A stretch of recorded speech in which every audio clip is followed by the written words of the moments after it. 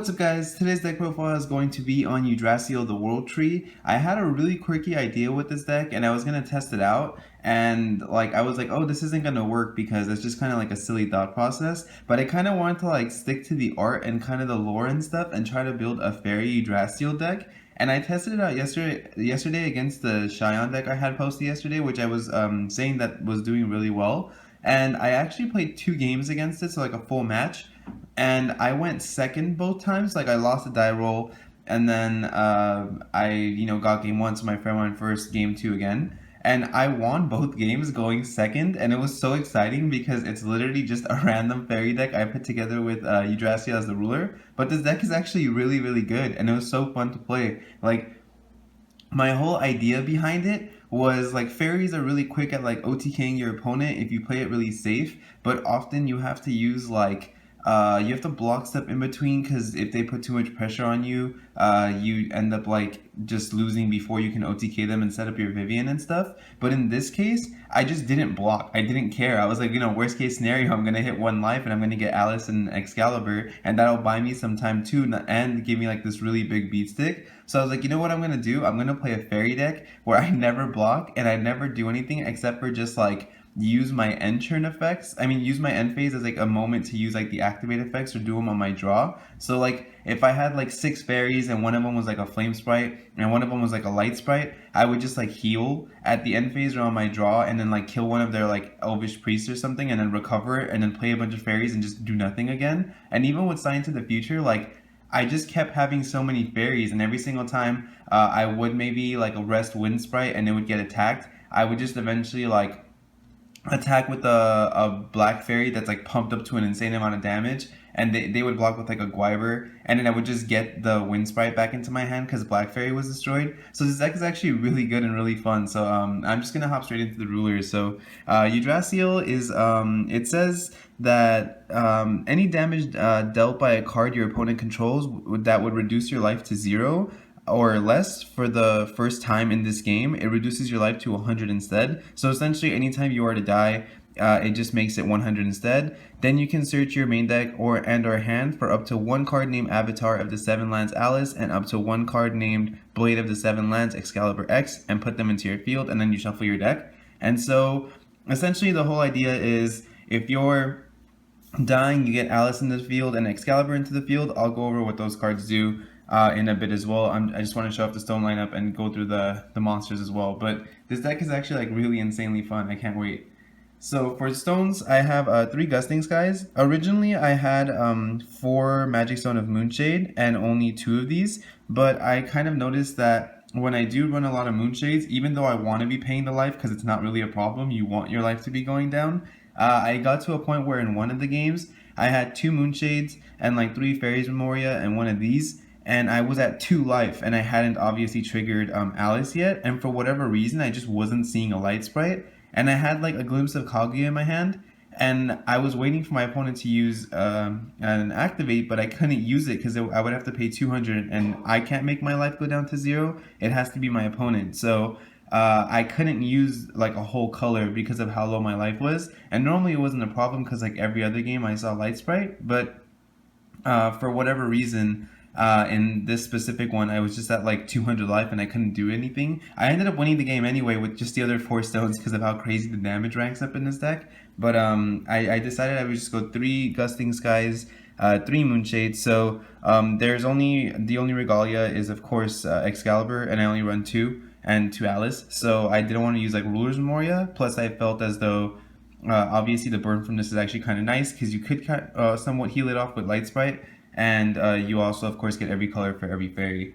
And then the obvious stone choice, which is the 4 Fairies Memoria. So Fairies Memoria only produces white, but when it comes into the field, you have to reveal a fairy in your hand, or else it comes in rested. And it produces white, but it also produces any color for specifically fairies. So because 90% of the deck is all fairies, I'm totally comfortable running this card. There's no reason why you wouldn't play 4 of this in a fairy deck. It's just really, really good. It's like your own Ruler's Memoria plus the 3 Moonshades. That gives me 7 of any color. And then the reason why you use the Gusting Skies is because you always want your first turn, in a perfect world, your first turn play should always be a Wind Sprite. And then your turn 2 play, you want to have the light that Wind Sprite produces, a double light in your stones, so you can just drop a Vivian and be able to play that on turn 2, and then you just start going crazy and being able to set up so many monsters with so much attack after that. But don't forget that your goal isn't to specifically try to like get in damage during your turns, because if you rest your resonators, it might leave them open for your opponent's attacks. It's more of just setting up a really big board to just OTK them like once and for all. The resonator lineup in this deck is absolutely huge. I have like I think like 35 resonators or something, or like it's like 34. But there's 4 Vivians. Normally I start off with the lower drop ones, but the whole deck revolves around this card, so I thought I'd show this off first. So Vivian is a fairy with flying. Most of them have flying. I think only Wind Sprite doesn't. But so what Vivian does is you can tap her to put a 1-drop fairy into the field, which actually is not only the main source of getting extra fairies into the field, but what makes this so great is sometimes when I did feel like I had to block and I had a Black Moon Fairy in my hand, my opponent would attack, I would tap her to drop Black Moon Fairy and then defend with the Black Moon Fairy if I felt as though I didn't want to be taking too much damage, even though it was never really an issue, but sometimes I did it just for the recycling reason. So I would draw Black Moon Fairy, block, get like a Flame Sprite from my graveyard to my hand, and just like, we're so in this next turn, like I'm totally OTKing the crap out of my opponent. It was just such a good feeling. Like the second they realized, oh my god, they're gonna grab the Flame Sprite, it was so great because you'd have like 6 fairies on the field. So not only am I like burning for 600 on all the like on whatever creature I want, but I obviously have this like swiftness source that's gonna be super huge the next turn. So Vivian is just insane. It also gives +2/+2, which is the other main reason you run it, of course. Every time a fairy enters the field, that includes itself because it's a continuous effect. So when you summon even just herself and all other fairies gain +2/+2, and then every time you summon a fairy, all fairies gain +2/+2. So if you ever could like double up on these, every time you summon a fairy, you're all getting +4/+4, and they're of course all flying, which makes them even crazier. And then 3 Elaine. I actually don't run Protection of Fairies because I didn't feel as though the preventing damage was necessary in kind of the... I'm not like blocking like I said, so there's no real reason to be pushing for like preventing damage. If your opponent's using something like Thunder, they can always chase a Protection of Fairies anyway, and target attack could be a problem for this deck, and so maybe I would just consider siding them, but I didn't really feel like it was needed, so I didn't just play them at all. I'm strictly just using this for the +200. This is just a 100% like get as much damage as you can in one turn deck, so I wanted to go for all buffs, no like passive protection effects. I wanted to just be able to just kill my opponent in one turn for sure. So for Wind Sprite, this lets you produce light. It's just really self-explanatory. It lets you play Vivian faster or Moonbreeze Fairy, which is actually also extremely insane. For Flame Sprite, this card can tap to do 100 damage for each fairy on the field, and it of course checks for itself. This actually gets really good because even when I had like 4 fairies on the field, I think, I was able to pick off every Elvish Priest my friend had. When I had 4 on the field and he had like an Adam Broly and I had this open on my draw since I wasn't attacking, I could like burn it for 4, recover, burn it for 4 again just to kind of control his board. And that way, even when I was like resting this and he could possibly attack into it, I would purposely only do it when I had like a black fairy on the field, so if I block, I kind of still replace itself, and I just kind of gain from him not pushing for damage. And so either way, if they ignore your fairies and push damage towards you, you're going to have Yggdrasil click off and just like summon Alice in the Regalia. And if they try to take care of your monsters, you just use Black Fairy to kind of mitigate the amount of creatures they're trying to remove, and it just keeps spamming more and more fairies. So the fact that this also has swiftness is insane, as like when you already have your Vivian set up, you can get a ton of damage with this card in. And then for Light Sprite, it's also one of the only other 1-drop fairies, plus it heals. I think the heal is very relevant in this deck because after your Alice has clicked, it does actually really help to start kind of buffing up your health. That way, if they do get rid of Alice, you can at least take like 1 hit after. You don't want to be like just stuck at 100 forever. Not to mention use the Moonshades, of course. So I think this card's really good in this deck. Most fairies always use it because it's one of the only other good white drops, but it actually has like a bigger role in this deck. And then for Water Sprite, this card is insane. It's the only fairy that actually makes you feel like you're really plussing other than like Flame Sprite's removal. But the fact that I have so many fairies in this deck means I'm rarely going to miss. I think it's like 31 fairies in total and like 9 non-fairy cards if I have that ratio right. But I didn't miss with this all day yesterday. I mean, I think it's possible, but essentially with like 9 cards non-fairies, that's kind of like a 3 and 4 chance I'm gonna always hit, and only like a 25% chance I won't. Of course, like after your first draw of 5 and stuff, that ratio changes. But just to like simplify it, I'm really comfortable with playing this at 4 and just being able to spam more and more fairies. Moonbreeze Fairy. This is one of the new ones as well. You can pay Moon to give all fairies +2/+2, but you can only use that effect during once per turn, so you're doing your opponent's 2. But there was actually a lot of instances where this card was also really ridiculous in more ways than I thought. I thought I was just going to be able to like push for damage with it or something, but there was times where I would like my opponent would declare an attack, I would use Vivian to drop this, and then I would have like a Moonshade open, so I would just pay the Moon using the Moonshade, and give everything +2 again, after Vivian just gave everything +2, and then I would block with like some, I don't know, like a Black Moon Fairy, and it's now like 600, and so if they attack with like a Lancelot, like I just trade, and then I plus off the Black Moon Fairy being sent to the graveyard. So I was like, this is really fine. Like this is a lot stronger than I thought it was going to be. The fact that it's also 300 makes it really, really good. It's just like that extra boost of damage that you can push for. The fact that you could put this in the field with Vivian even during your draw, and then use a Moonshade on your draw to just buff everything by 200, which makes it 400, and then just recover, and then every other fairy you play is just going to boost it even more. I think this card was like actually in a way what fairies needed, alongside Black Moon Fairy, which is just absolutely amazing, and I didn't notice how good they were actually going to be until I played them. So then the 4 Black Moon Fairy, the same reason as I said with the other one, this is one of the new fairies that is just absolutely insane. When it's sent to the graveyard, you can add any fairy type monster to your hand other than like a non-darkness one, so you can't add another copy of this. That doesn't really hinder it in any way, because it would have been kind of insane. Like Rasputin would have had no purpose. Everyone would have just been sacking this and just adding it back to their hand. It would have been kind of cool to have like a fairy be like this like really strong, you know, like recurring dark card used in like Incarnate decks or something. But generally this card's really insane. It's the only card that you don't mind blocking with if your graveyard at least has like 1 or 2 fairies that you can pick from. You never really want to use this if you don't have any targets. That would just be silly. But it kind of makes you feel really safe knowing that if you really have to block something, you're not really missing out on anything. Because even if you, let's say, have a Vivian open and they attack and you block with this, and then you add a fairy to your hand and they end their turn, you can use Vivian to put that fairy in the field, and you still have the same amount of creatures on board that you did like before you blocked. So it's essentially like a free block. So on the off chance that maybe you don't want your life to be going down as fast as your opponent's trying to, or you have to like control the board by that means, you can just kind of switch her out for anything you want. 1 Hera. I only wanted to play 1 because I didn't want to hit this too much with Water Sprite.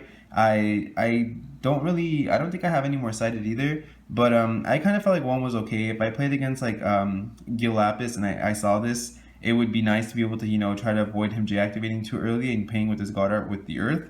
But I also have like a main Glimpse of Kaguya and a Dream of Juliet, so I wasn't too worried about that matchup. Plus I could side against it anyway, so I was like, I should be fine. I think he's gonna be more worried about being rushed down by me rather than just like taking my Alice. I mean, yeah, taking the Alice, because the fairies actually add up. My friend played Arthur on me, and I was able to just crash into it with a Black Moon Fairy and 2 Water Sprites because I had pumped up so much, and the Black Moon Fairy replaced itself. So I was like, if I had to use those like 3 little like these little midget fairies to kill your Arthur, like I'm totally fine with that. That's just really, really fun.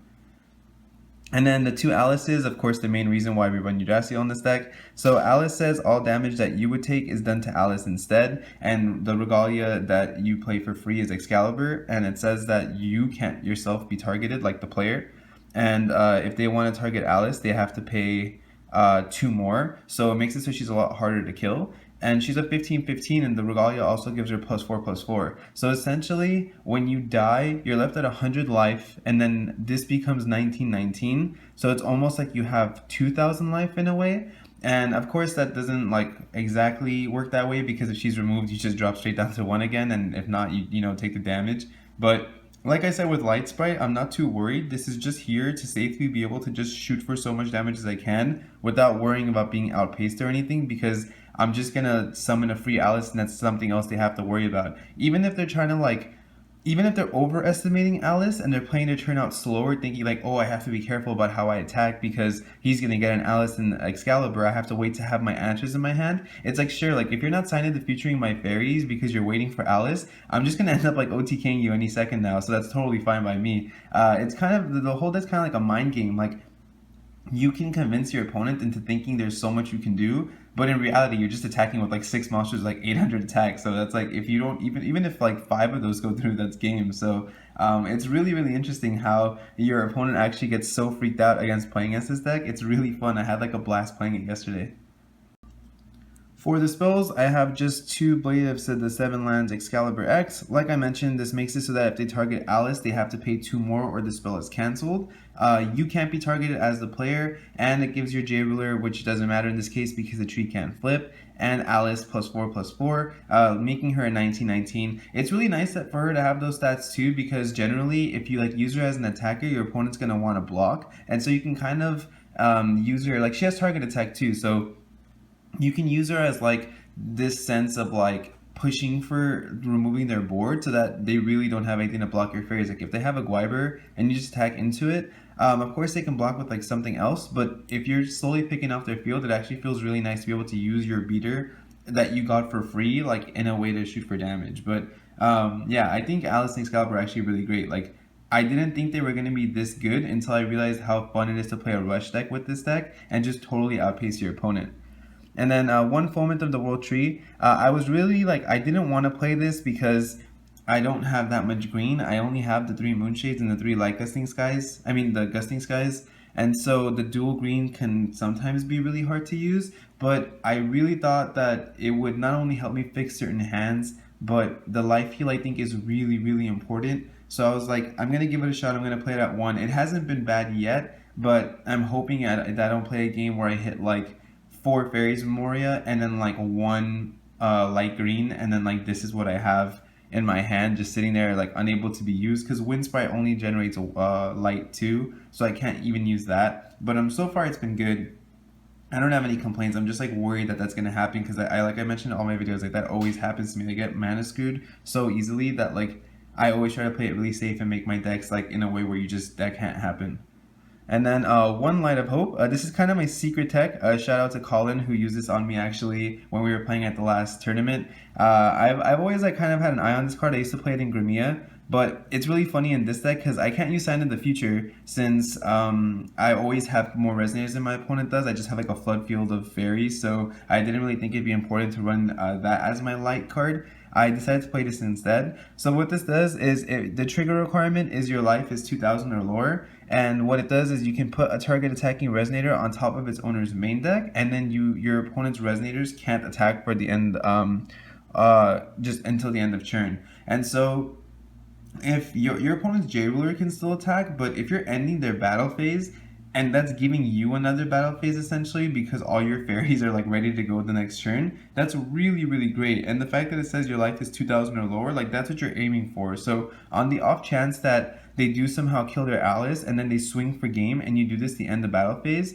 you most definitely will have game the next turn, because I've never played a match where my fairies weren't able to get a ridiculous amount of damage if I was playing so passively and just never resting them. The only deck I can see that can maybe keep up with that is like Dark Alice, because that would be a really horrible matchup for this deck. But a lot of people aren't playing like a ton of Stonies and a ton of like Space-Time Collapse or anything like that. You don't see too many kill spells nowadays, so I'm not too worried that they're going to be like picking off all my fairies turn by turn. I think most people are playing like setup decks where you know, you set up the Gwyber, you set up like all these different combo pieces right now, because there is so much more consistency to all the colors that they're going to ignore your fairies until it's too late, and before they notice it, it's just, they're going to be done.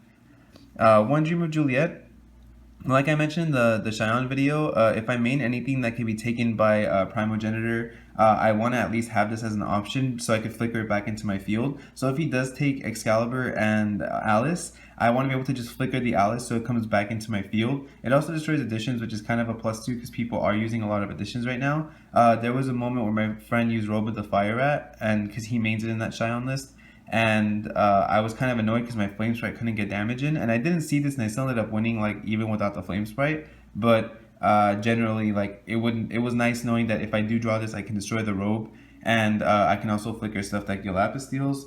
And then the same thing with Glimpse of Kaguya. If I do play against Gil and I anticipate he's going to try to god out my cards, even though I feel as though I can get over both Alice and Excalibur, I'd rather just, do my best to stop that. The reason why I don't want him to have Excalibur more than anything is I don't want him to get the +4/+4 from Excalibur and then the +200 from Pitch Black Moon, because that leaves him at like 18/18, which is kind of really annoying. So I wanted to have at least a main deck answer to those things, and if not, just be able to decide out of those options against Gilapis, so I went with the main deck Dream and the main deck Glimpse.